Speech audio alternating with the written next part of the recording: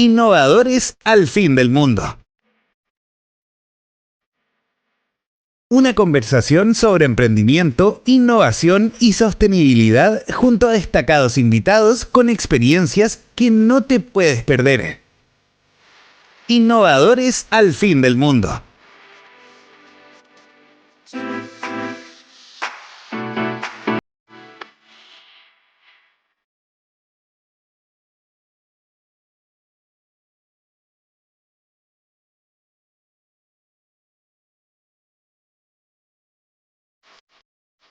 Bienvenidos una vez más a un nuevo episodio de nuestra cuarta temporada de Innovadores al Fin del Mundo, este podcast de emprendimiento, innovación y sostenibilidad.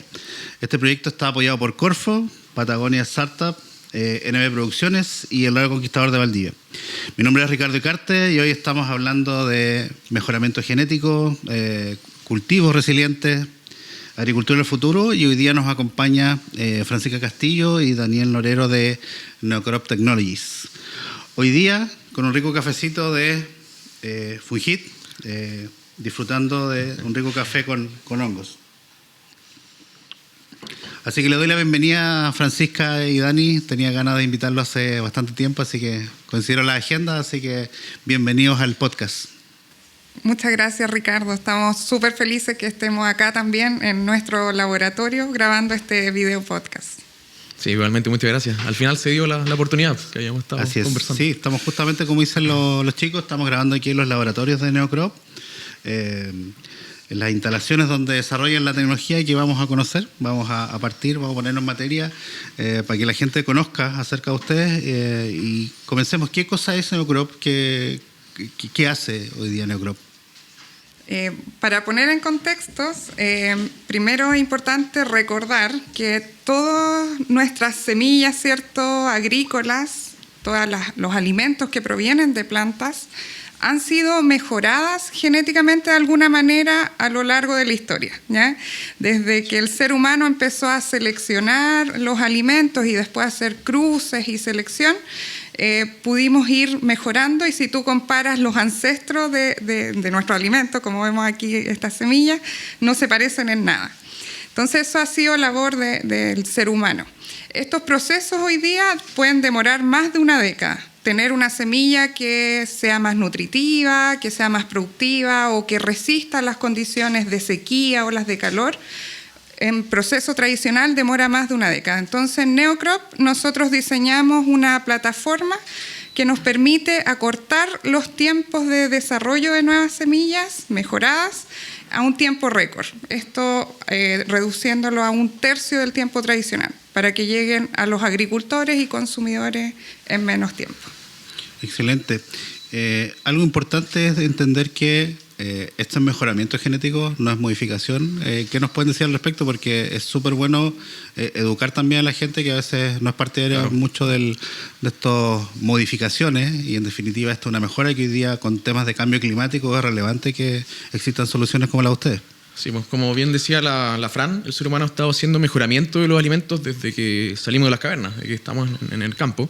Y es muy parecido, por ejemplo, al celular. Nosotros todos los años estamos buscando tecnología del año, claro, no un teléfono del año 2000 ni hacia atrás. Los agricultores exactamente requieren semillas adaptadas a la fecha de hoy, que aguanten los desafíos climáticos de hoy en día, que rindan más. Y eso es una pega larga, que tomaba, como decía la Fran, 15 años o más. Y estas tecnologías justamente bajan el proceso a 5 años.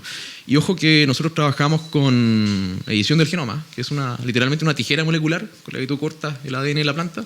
Puedes sacar algunos genes para buscar una ventaja, por ejemplo, que un trigo aguante más la sequía, mucho mejor, que tenga más proteína o más fibra. Y es un cambio muy preciso y dirigido. Esto no es transgénico, que no, de hecho, sea paso, no tiene nada de malo, pero aquí no se agrega nada de afuera.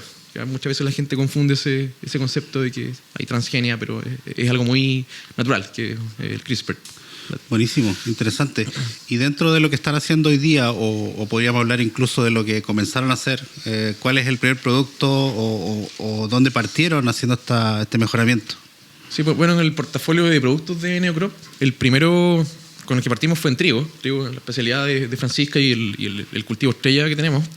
Estamos trabajando con la plataforma asociado a una empresa semillera chilena, Campex Bayer, y a una argentina que es Buck Semillas, estamos haciendo edición sobre sus líneas de trigo para aumentar el contenido de fibra. Hoy en día, no sé si saben las cifras, pero por ejemplo en Chile nosotros no comemos ni siquiera la mitad de la fibra dietética diaria que hay que consumir, que tiene toda una serie de beneficios en salud cardiovascular, en control de peso, en reducción de riesgo de cáncer, y justamente por un bajo consumo de verdura, de fibra. Y lo que buscamos aquí es poder suplementar esta fibra a través de un alimento muy consumido, que es el pan. O sea, el pan es uno de los alimentos más consumidos en Chile y Argentina a nivel global. Y la idea es a través de ese alimento dar la fibra extra, acercarse como a la dosis diaria. Es una solución, digamos, pragmática a nivel nutricional y también técnica para la industria semillera. Ese fue el primer producto. Y hoy en día estamos avanzando ya a aumentar lo que es tolerancia a sequía en trigo también. Sí, dentro de lo que están desarrollando, tienen varias líneas. ¿Qué es lo que están desarrollando últimamente? Lo que se puede contar, obviamente, dentro de lo que están desarrollando. Bueno, como decía Daniel, el trigo alto en fibra, que es para hacer un pan blanco, que ahí hay que hacer la distinción porque panes ricos en fibra o harinas ricas en fibra existen, pero generalmente es el pan negro, el pan integral, y nosotros apuntamos a aumentar la fibra en el endospermo del grano, que es lo que hace que la harina sea blanca. Ya. Eso por un lado. También un trigo resistente o tolerante a sequía. También estamos trabajando con lupino, que es una leguminosa de grano, que principalmente se ocupa en la industria acuícola, pero también está teniendo mucho interés en la alimentación humana por su alto contenido de proteína. Y ahí estamos mejorando para hacer la planta resistente a la antracnosis, que es una enfermedad que cuando ataca el campo puede matar hasta el 100% de la producción. Y por último, una avena rica en beta-glucano, que es un compuesto saludable que también se busca en la industria, que previene la hipertensión. Esos son los 4 desarrollos a nivel de desarrollo de nuevas variedades, pero también tenemos otras líneas de negocios, de servicios que hemos ido abriendo. ¿Y estos servicios partieron por alguna inquietud profesional o detectaron un problema y dijeron, aquí vamos, esto es lo que va a liderar lo que estemos desarrollando? ¿Cómo fue esa parte del inicio con esa primera parte? Sí, mira, bueno, en mi caso vengo de la academia, ¿cierto? Soy bioquímica, después hice un doctorado en ciencias agrarias. Ahí me especialicé en todo lo que era mejora genética de cultivos y vislumbré esta necesidad, ¿cierto? Que bueno, hay desafíos globales que enfrenta la agricultura. Por un lado está toda la presión demográfica, en donde tenemos que incrementar en un 50% la producción alimentaria para el año 2050, que está a la vuelta de la esquina. Y por otro lado tenemos la presión del cambio climático, en donde tenemos que adaptar nuestros cultivos, ¿cierto?, para la seguridad alimentaria.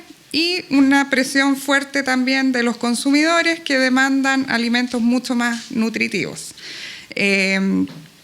En esto, digamos, de poder estar desarrollando investigación en esta área, vimos la necesidad que en el fondo acá en Chile no se estaba haciendo nada a nivel de biotecnología agrícola. O sea, los programas de mejoramiento son demasiado tradicionales, funcionan obviamente, pero toman mucho tiempo, como dijimos. Entonces vimos esta oportunidad y ahí unimos nuestras experiencias. Por un lado Daniel, por todo el tema de su expertise de regulación de la biotecnología agrícola, comunicación también científica, que es súper importante en este rubro. Y un tercer fundador, que es Sebastián, que es mi hermano, que él apoya con toda la parte de tecnología, desarrollo de software, y ahí pudimos unir todas nuestras expertices para poder desarrollar esta plataforma y entregar esta solución. Sí, quiero tener un poquito en esa parte de cómo se conocieron, pero porque nos conocimos inicialmente nosotros en el ecosistema acá en la región de Los Ríos, en el desarrollo de eventos biotech, ahí te conocí a ti, pero siempre quedé con la duda de cómo se conocieron ustedes dos, con Daniel, qué estaban haciendo ustedes dos y cuándo decidieron cruzar los caminos para potenciar lo que es hoy día Neocrop. Se dio justo al inicio de la pandemia, cuando estábamos partiendo, creo que marzo de 2020 por ahí. Ya habían partido muchos eventos laborales en formato Zoom por el momento. Y me acuerdo que estaba en un evento de la pega anterior que partió en este formato. y de repente había harta gente del país, de la academia, principalmente que trabajaban con CRISPR en agricultura, y de repente veo que alguien pregunta ahí, oye, yo estoy trabajando con trigo, y lanzó una pregunta, una duda regulatoria de la Francisca. Y nosotros teníamos todos mapeados, oye, ¿quiénes trabajan con esto en Chile? Que no son muchas personas, y no la conocíamos. Entonces pues ya, después del evento quedó el feedback ahí a nivel laboral, seguimos hablando y partió el nexo. O sea, inicialmente teníamos un rango etario un poco más joven que el resto del Claro. gremio y de la industria, entonces como que seguimos en contacto hasta que se fue dando ahí nos dimos cuenta que había una necesidad en común que habíamos visto en nuestras áreas profesionales que no se estaba explotando en Chile ni en Latinoamérica, que era llevar estas tecnologías, llevarlas de verdad de la universidad, a la academia, al campo. Entonces, y ahí partió el... Sí, ahí toca un tema súper importante, que la investigación, el rango etario creo que las nuevas generaciones de investigadores trata de llevar todo lo que está investigando, valga la redundancia, a una ciencia o algo más aplicado. Creo que ustedes lo están haciendo hoy día, y este reunirse creo que es un gran potencial de sumar un par. Me gustaría agregar que, claro, si bien nos conocimos en ese contexto de pandemia, La otra parte ahora. fue algo que en realidad a mí me había costado ver en otras personas, digamos, con las que me relacionaba y me vinculaba, y por qué pensé también en Daniel como un cofundador, porque la pasión para mí esto es fundamental en cualquier emprendimiento, y Daniel era un apasionado, al igual que yo, de estas nuevas tecnologías, estaba súper al día como nadie en todo lo que estaba pasando a nivel global. Entonces yo partí más con una idea de hacer como un centro de investigación, también con la mentalidad muy científica. Claro. Y Daniel como que cambió eso y dijo, bueno, pero ¿por qué no somos una startup? Del mundo privado. Además del mundo privado. Culpa de Dani y el startup, qué bueno. Y ahí empezamos a meternos en el ecosistema, Claro. aprender mucho también Y lo otro del área. bueno fue que nos acercamos tempranamente a la industria, o sea, no fue una idea que se nos ocurriera así 100% a nosotros y dijéramos hagámoslo, sino que validamos Súper con la importante industria que existe la necesidad. Sí. Y ahí teníamos algunos amigos, por ejemplo, los de Buc Semilla, esta empresa argentina, y después nos acercamos a Semillas Bayer acá en Chile, y ahí fuimos también co-desarrollando las Bonita necesidades. palabra esa co-desarrollo, de ahí la Sí. vamos a conocer un poco.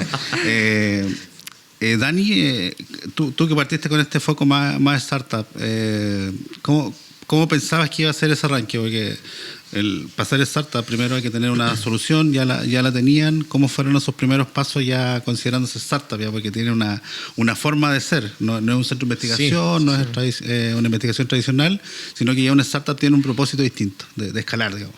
Sí, obviamente con la Fran partimos en un principio muy en tema de la idea, formulación de proyectos.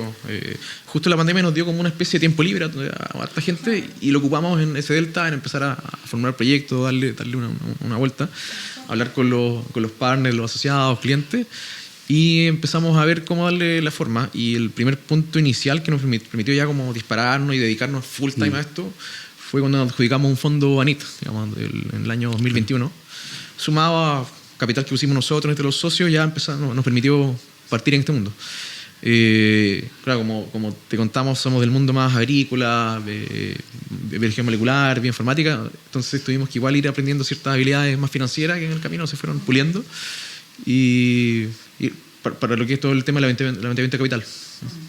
Bueno, y nos conocimos por ahí en Australia Angel, en algún programa Ahí Fue nuestro primer programa de formación. fue el primero. el acercamiento a esa área. Sí. Y quiero entrar un poquito en ese detalle porque, de hecho, yo los conozco desde ese tiempo, y no es un camino fácil, que a veces se cree porque tengamos una innovación, el capital va a llegar rápido, o estos procesos quizás van a ser más rápidos. Sí. Acá en Chile obviamente no son tan rápidos como afuera. Tuve la experiencia también de estar en Estados Unidos.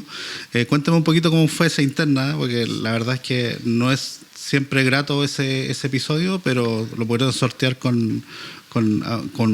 buen término, digamos, con sus inversores. Sí. Me acordé, hablando de eso, de la primera presentación que tuvimos con un fondo, ¿verdad? Un fondo del ERCE. No teníamos preparación todavía en el tema, y el tipo que estaba ahí, que era como el managing partner en el momento, se aburrió, así como que no nos pescaba. Es muy científica la presentación todavía. Muy a pesar que yo la había todavía, la Francisca es full científica, muy clear. Yo como traté igual de adaptarle un poco a un lenguaje un poco más entendible, pero aún así el compadre estaba aburrido y fue la primera presentación. Entonces, después uno tiene que salir tirarse a la piscina, ¿no? Empezar a hablar, contactar fondos, y lo fuimos haciendo de esa forma. Al principio cuesta, porque te dicen, estáis muy verde, estáis en fase temprana, quieren un resultado, algún hito. Y ahí conversemos. Y no es tan conocida la biotecnología, todavía no está tan desarrollado como quisiéramos. Y son fases largas. Esto no es como hacer un software puede hacer en un mes, 2 meses, sino que te puede tomar 2, 3, 5 años. Sí. Y ahí está lo difícil de nuestra área. Y conocer técnicamente si es que esto va a funcionar, que los valores técnicos que siempre hablamos dentro de este mundo biotech. Claro. O tener la confianza en que esto va como tendencia y va a llegar a buen puerto. Pero siempre ha sido un camino difícil. Sí, pero ahí fue clave, o sea, todos estos programas de formación partiendo por Austral Angels, que nos formó en todo el lenguaje de levantamiento de capital. El Spanglish. Sí, o sea, fue clave. Y claro, como decía Daniel, nosotros partimos armando esta plataforma, primero con la expertise de conocer la tecnología, también los primeros esbozos del desarrollo del software, que eso también fue en pandemia, y el tema de la cámara de crecimiento acelerado, que montamos una cámara prototipo en la casa de mis papás, y también ahí demostramos que sí se podía acortar los ciclos de los cultivos. Y bueno, yo antes había montado una cámara también en la Universidad Austral, entonces ahí nos fuimos armando de esos validadores también que eran necesarios para postular a proyectos, los preliminares que siempre te piden. Y que los inversores también te van pidiendo. Y que los inversores piden. Oye, cuéntame, Fran, ¿cómo fue esa relación con su inversor? Que igual fue un proceso largo. Interesante, que también es amigo de la casa. Le enviamos un saludo ahí bueno, tú cuéntanos un poquito quién es ese inversor. Sí, claro, fue como tú dices, un camino largo. También lo conocimos cuando estábamos en etapas muy tempranas. A nosotros lo que nos permitió ir madurando la tecnología para después llegar a poder cerrar esta primera ronda de inversión fueron los fondos públicos, que para nosotros han sido un tremendo aliado. O sea, quiero destacar y agradecer también a la NID, Corfo, FIA y también el gobierno regional, porque han sido tremendos aliados, sobre todo para estas etapas tempranas de maduración de la tecnología. Y luego pasamos después de 1 año y medio aproximadamente, desde que conocimos a Sudlit Capital, principalmente a Maxim, ¿cierto? Que nos fue haciendo seguimiento, teníamos reuniones, no sé, trimestrales, y hasta que decidieron invertir en septiembre del año pasado, es reciente. Y la verdad es que ha sido una súper buena experiencia. O sea, el apoyo también de parte de ellos, con su conocimiento más financiero, ¿cierto? El feedback del crecimiento. Al final es un ganar-ganar, ¿cierto? Es una sinergia. Y así debemos ver a nuestros inversionistas. Creo que es súper importante establecer. De los pocos que tiene ese foco biotech y que está invirtiendo fuerte en esas etapas tempranas que requería, después de los fondos públicos, claro, vienen ellos. Creo que es una apuesta súper importante que den ellos. Pero cuéntame un poquito cómo fue esa interna antes del levantamiento, porque ahí estuvimos trabajando. Claro, tardó un tiempo. El proceso de due diligence fue súper intensivo. O sea, creo que hubo que poner en orden todo. Por un lado fue súper bueno. O sea, te ordena un montón la empresa en términos corporativos, recursos humanos, contractuales también con los partners, ¿cierto? O sea, hay que tener todo muy en orden. Y si bien eso nos tomó tiempo, creo que vale totalmente la pena. Sí. O sea, pero en la interna había un proceso que no estaba tan, digamos, favorable en el tiempo interno que estuvieron haciendo mientras llegaba ese levantamiento de capital. Bueno, ahí sí nos tocó cosas un momento difícil, pero que pudieron sortear bien. Súper complejo, yo diría, desde que tuvimos la confirmación de la ronda, pero hasta cerrarla y que en el fondo Claro. pudiéramos tener La transferencia, ¿cierto? Hubo 6 meses más o menos que estuvimos sin financiamiento. Y Sí, ahí eso fue complicado. fue la etapa, yo diría, más compleja que hemos vivido y que si no hubiese sido por nuestras familias, que ahí destaco, bueno, como dicen el Family And Friends. Friends al Sí, principio es súper importante. Claro, tanto mi padre como el papá de Daniel nos fueron Siempre el nos apoyaron. soporte en ese periodo. O sea, yo creo que si no hubiese sido por ellos, quizás hubiésemos tenido que hacer como una pausa y después seguir. No, y en ese Pero- tiempo hubo con el delta de 6 meses que nosotros siempre estábamos preocupados, por ejemplo, de que estuviese la plata para pagar los sueldos, todo lo que corresponde a impuestos. Y nosotros no Prioridad. cobrábamos sueldo, nosotros estábamos todo ese tiempo sin ganar ni uno. Y para que todo el resto marchara bien y estuviese a flote, y fue duro. Fue duro. Pero Estratégicamente igual resolvieron bien. Sí, sí. Decidieron... O sea, Logramos meter un ticket ahí de un Inversión Ángel Sí. para aguantar ese periodo hasta que entrara el ticket de Sutrich, y Claro. aparte nos llegó así de golpe como adjudicación de 4 Como- fondos públicos. Fue como que porque llegó- lo que hicimos mucho fue el último trabajar. trimestre cosechamos todo el trabajo duro de esos 6 meses. pero que antes habían estuvimos tenido dos sin co-desarrollos plata. con empresas... No, ya estaba en marcha, solo que Sí. se nos achicó la caja en ese rato. Sí. Y fue un año igual, el 2022 fue igual duro. Sí. ¿Y cómo fue esa Pasar confianza con esos primeros clientes que cuesta mucho, sobre todo en este sector que hay que investigar y desarrollar esas cosas? ¿Cómo pudieron sortear eso? ¿Cómo llegaron a cerrar esos tratos con estas dos semilleras? Como te comentaba, bueno, antes de fundar Neocrop, yo estaba terminando un postdoctorado y ahí fui a un congreso en Canadá, el Congreso Internacional de Trigo, y tuve la oportunidad de conocer a la directora de investigación y mejoradora genética de Buck Semillas, que es esta empresa argentina que hace mejoramiento genético de trigo y otros cultivos, que tiene un 15% del mercado argentino, que no es menor.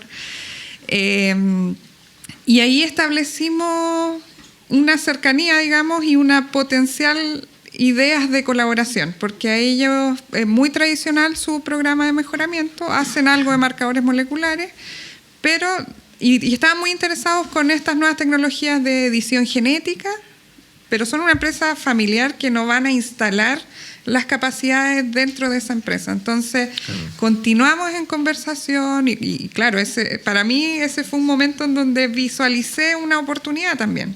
Ser más un brazo tecnológico de estas empresas semilleras que hoy día hacen mejora genética tradicional, pero no van a instalarse con un laboratorio. Entonces, apenas le planteé esta oportunidad de postular en conjunto a estos proyectos, ellos totalmente abiertos a apoyarnos y cofinanciar una parte también del proyecto. Y después también con don Eric, principalmente Semillas Bayer, a través de las redes de contacto pudimos llegar a él, referido, porque también eso es súper importante, ¿cierto? Tu red y quién te da la referencia. Y claro, por quien íbamos referido, él le tenía mucha confianza, entonces no fue problema entrar y que además él es muy innovador pese a la edad que tiene porque es un mejorador genético de renombre. Bueno encontrarse con esas personas en el camino que pero apuestan muy por uno, innovador. De hecho, fue más rápido en tomar la innovación que agrónomos jóvenes. Él tiene 80 y tantos años y se maravilló con estas tecnologías. Sí. Y de repente hablamos con agrónomos de 40 años o menos que no, medio escépticos. Todavía tienen esa duda Sí, de si esto sí. funciona o no. Sí.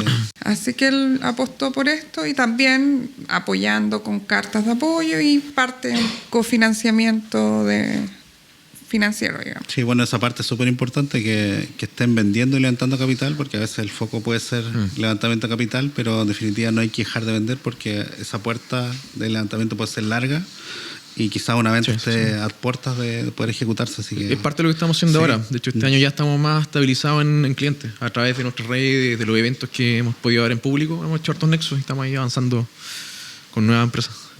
Sí, bueno, en la última parte de este podcast vamos a pasar un poco a cómo podemos aconsejar a los emprendedores entregándole algo de contenido de valor. Así que vamos a hacer una pequeña pausa.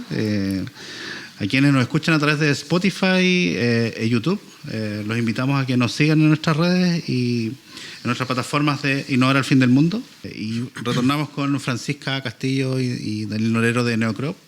En esta parte queremos conversar un poco más acerca de cómo trabajan ellos el emprendimiento, cómo arman equipo, y la verdad es que cuando los invitamos nos dimos cuenta que ya conocíamos parte del trabajo de ellos, pero había un detalle, quizás una fórmula que le está dando quizás algo de éxito en el trabajo de equipo interno, que han crecido bastante. Ya nos vas a contar de cuánto han crecido, pero hay un tema metodológico que nos vas a contar, pero me gustaría conocer cómo es la interna del trabajo de Neocrop hoy día, y cuéntanos un poquito cómo han ido creciendo en equipo igual. Bueno, primero, el equipo sabemos que es súper clave, ¿cierto? Para nosotros hemos destinado bastante tiempo en hacer entrevistas, ¿cierto? Toda la parte psicológica, y hoy día somos un equipo de 8 personas que incluye 3 doctoras, magíster, personal profesional, ¿cierto? Y técnico, también en la parte administrativa con gran apoyo.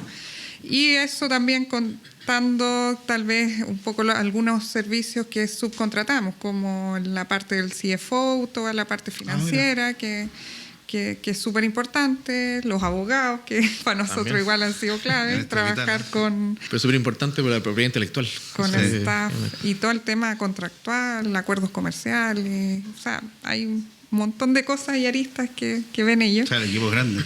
Sí. Claro, o sea, generalmente uno cuenta el equipo interno, que ya somos 8, y de muy buen nivel, y destaco a todo nuestro equipo, la verdad, que también tienen un propósito común. Yo creo que está muy alineado con lo que estamos haciendo, que eso también es súper clave para el éxito interna. Y la cultura interna, que cada vez la estamos afinando más y dándole más importancia, ¿cierto? Porque mejor instaurarla ahora que somos relativamente pequeños antes de crecer tanto.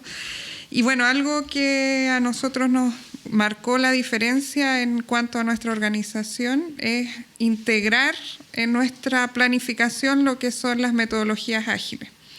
Y ahí ¿qué son las metodologías ágiles? Partimos con, primero, algo había aprendido con un mentor de la industria, pero con un método súper rudimentario en Excel.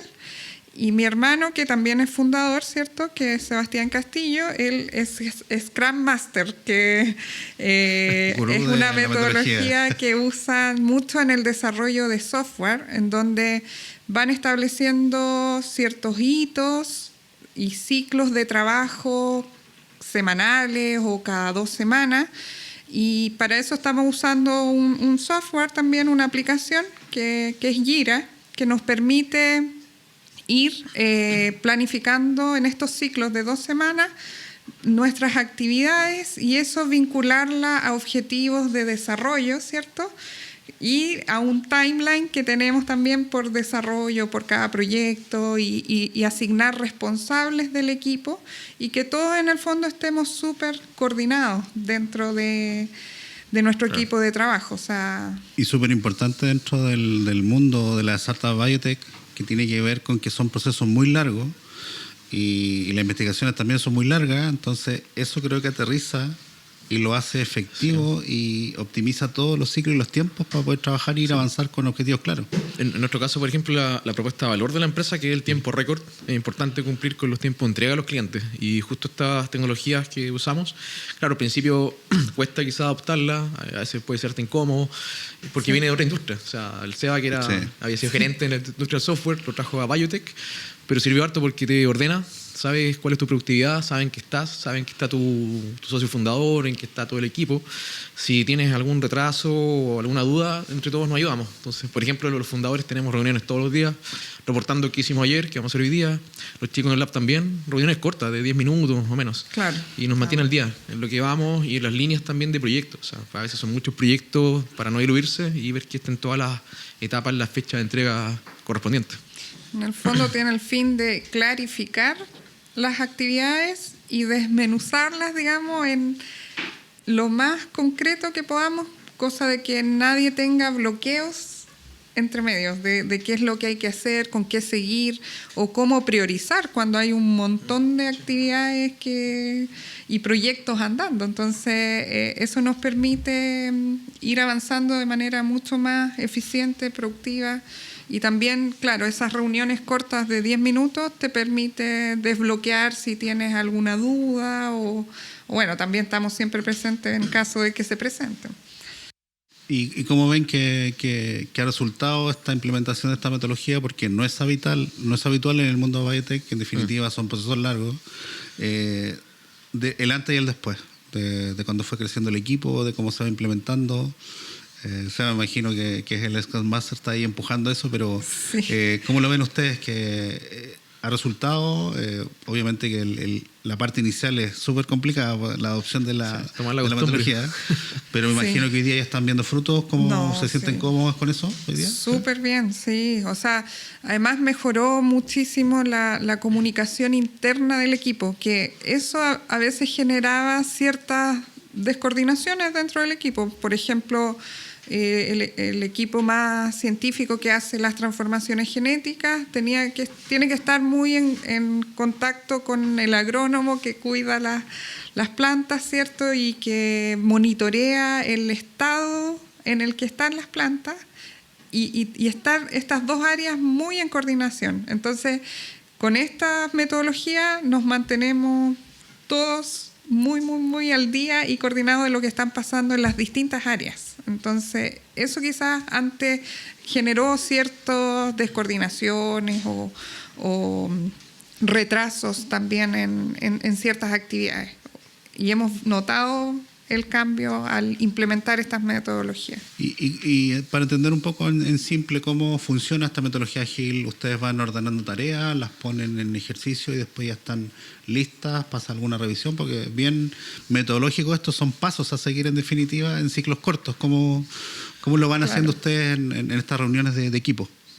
Sí, bueno, ahí cada uno ocupa su cuenta, su plataforma, va ordenando las tareas por prioridad, por importancia. Si de repente hay un incendio que tienes que apagar, le pones una banderita roja, por ejemplo, casos particulares. Pero ahí tú vas viendo lo que llevas, lo que vas, puedes subdividir por tareas para ver qué grado de avance lleva la tarea en su totalidad. Y en las reuniones vamos viendo, o sea, oye, esto llevo, esto me falta, este es el foco, puede que me quede corto, la otra semana hay que darle más foco a esto, y así, variable. O sea, hay ciertos rituales que... Una es el sprint planning, por ejemplo, que es donde nos juntamos a planificar, ¿cierto? Le podemos dedicar 2 horas a estar ordenando muy bien cómo va a ser el ciclo de las siguientes 2 semanas. Después, al finalizar ese ciclo, hay toda una revisión de qué se hizo, retrospectiva, qué se hizo, qué no se hizo, por qué no se hizo, qué bloqueo tuviste, y empezar a entender el funcionamiento, ¿cierto?, de las actividades diarias. Y también está ese ritual de 10 minutos o 15 minutos todos los días para organizar el día. Con qué actividades voy a tomar y voy a hacer en ese día. Entonces, vale la pena dedicarle esos tiempos porque... Completamente recomendado, sí, entonces totalmente recomendado. Y ahí tú, claro, haces una lista que es todo el backlog, ¿cierto? Después vas tomando una actividad y la pasas a in progress y después cuando ya está lista, a done. Lo que aún nosotros no hacemos es asignarle como una métrica o una... como estimación de horas, un puntaje que se usa para sacar rendimiento. Claro, porque igual es bien un poco difícil todavía en ciertas actividades, pero de a poquito yo creo que vamos a ir implementando. Sí, bueno, hay temas de OKR, de KPI que seguramente vamos a tocar en otros capítulos. O sea, métricas sí, de cumplimiento de hitos, pero estimar como en horas cuánto me va a tomar hacer la actividad X, la actividad Y. A eso se le asigna un puntaje en los que hacen desarrollo de software. Es quizás más fácil, entre comillas, hacerlo, pero para nosotros eso... Cuando vayan completando más ciclos quizás va a ser como el historial, van a saber cuánto realmente se van a demorar en eso. Y lo otro, ustedes tienen roles dentro de esta metodología de, no sé, Dani está a cargo de cierta área, y porque esto hay que entender lo que sirve para crecer equipo. Sí, en definitiva, alguien va a estar en la cabeza y te va a tocar dirigir esa parte. ¿Lo están viendo así ahora? Sí, o sea, claro, hay roles bien establecidos y también dentro de nuestro equipo científico para estos rituales diarios, digamos, uno del equipo es quien lidera la reunión y así, o sea... Y también ahora que estamos en fase de crecimiento, también pensando en que vamos a necesitar estos cargos medios igual, ¿cierto? Para ir liderando los distintos equipos. O sea, también te va mostrando las falencias que pueden ir surgiendo más hacia adelante para ir construyendo más equipos, ¿cierto? ¿Aparece o sea, ahí ¿sí? nosotros nos damos cuenta, y eso es lo bueno de vincularlo a un timeline o a un cronograma de objetivos y cumplimiento de hitos, porque podemos ver cómo estamos avanzando. Entonces, si le queremos poner más velocidad, obviamente quizás se va a necesitar claro. más manos. O si tomamos un proyecto adicional, claramente o retrasamos esto, si lo hacemos con el mismo equipo, o tenemos que armar un nuevo equipo. Entonces, en esa fase justamente estamos. Y es un súper indicador por si... Y la velocidad es clave. Hay que apurar una ronda siguiente de capital, por ejemplo, porque ahí si quieres más velocidad seguramente necesitas más recursos, más gente, claro. pero... Y para eso es súper bueno, porque tú vas viendo cómo avanza el tiempo y en qué línea estamos por cada objetivo. Porque cada actividad se vincula a un objetivo. Entonces... Sí. Bueno, el software que están ocupando hoy día es... Jira. Jira, perfecto. Sí. Jira de la familia, familia de Trello, que es algo que nosotros claro, es como el Trello. Enseñamos. Trello es como la primera capa, súper simple, pero Jira me imagino que son proyectos más complejos, súper recomendados, así que a la audiencia que les vamos a dejar el link después en los créditos para que puedan usarlo y se incorporen a eso, pero ya nos dimos cuenta que sobre todo en un sector que no es tan usado, en el sector biotecnológico, funciona bastante bien, así que muchas gracias por esos consejos. Bueno, estamos llegando ya al fin de nuestro podcast. Ha sido una grata conversación, podríamos estar todo el día conversando, pero en definitiva quisiera quedarme con algunas cosas importantes que me ha tocado conocer el crecimiento de ustedes, pero también han pasado por cosas de alegres y tristes, anecdotarias o no. ¿Qué consejos les darían a los emprendedores o los investigadores o el mundo biotech que hoy día se está agrupando incluso? ¿Hay alguna sorpresa quizás ahí para contar algo? ¿Qué consejo les darías a las personas que están oyendo este podcast, que dicho de paso también nos escuchan en varios países? Las temporadas pasadas llegamos a escucharnos en 12 países, así que esta audiencia va creciendo. Esperamos que ahora con esta nueva temporada también siga, así que les dejo abierto el micrófono para que nos den un consejo al emprendedor o algo que quieran mencionarle, Fran. Sí, bueno, lo que tú mencionabas, si bien quizás de afuera o como uno muestra, ¿cierto? Es el Neocrop en este caso, no ha estado exento de obstáculos, de desafíos y el crecer en sí, o sea, es un tremendo desafío que hoy día estamos tratando claro, y crecer de forma sostenible y crecer en equipo y tener todo. Entonces ahí yo creo que es fundamental que cualquier emprendedor tenga convicción y resiliencia. Yo siempre lo digo.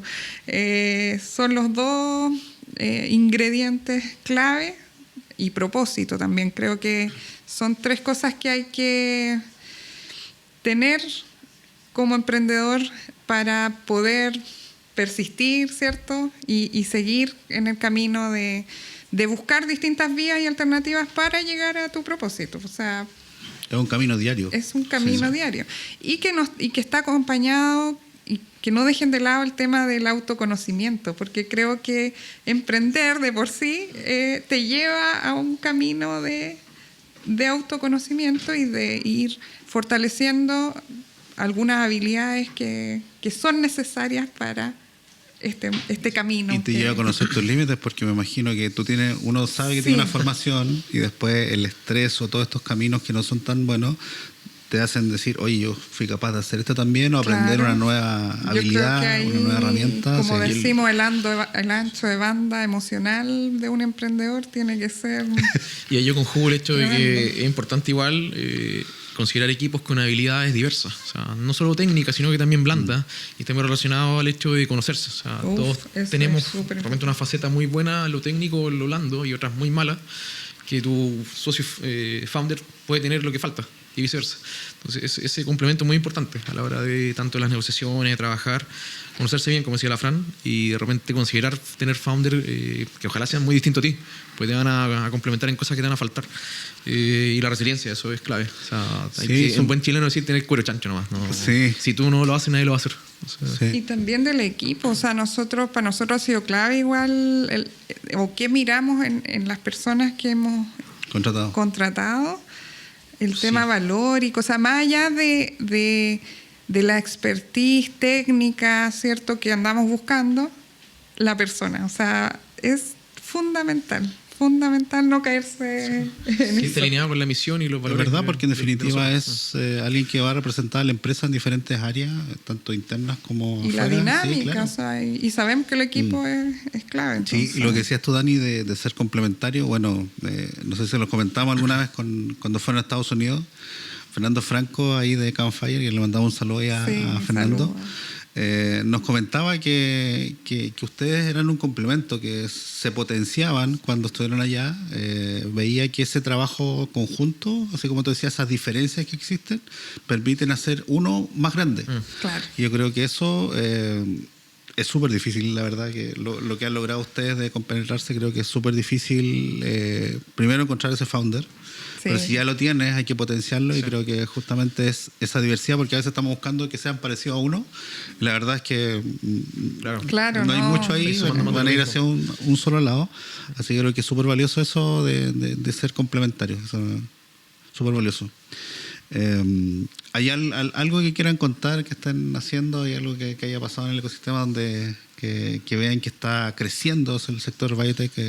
Ahí Francisca Sí. tiene novedades. Ajá, Sí, sí. hay algo que se pueda contar. Hace Sí. poco, claro, la semana pasada estuvimos participando de un encuentro en Puerto Varas, de un encuentro biotech en donde hubo 90 participantes aproximadamente, principalmente de startups biotecnológicas y también inversionistas y distintos actores del ecosistema.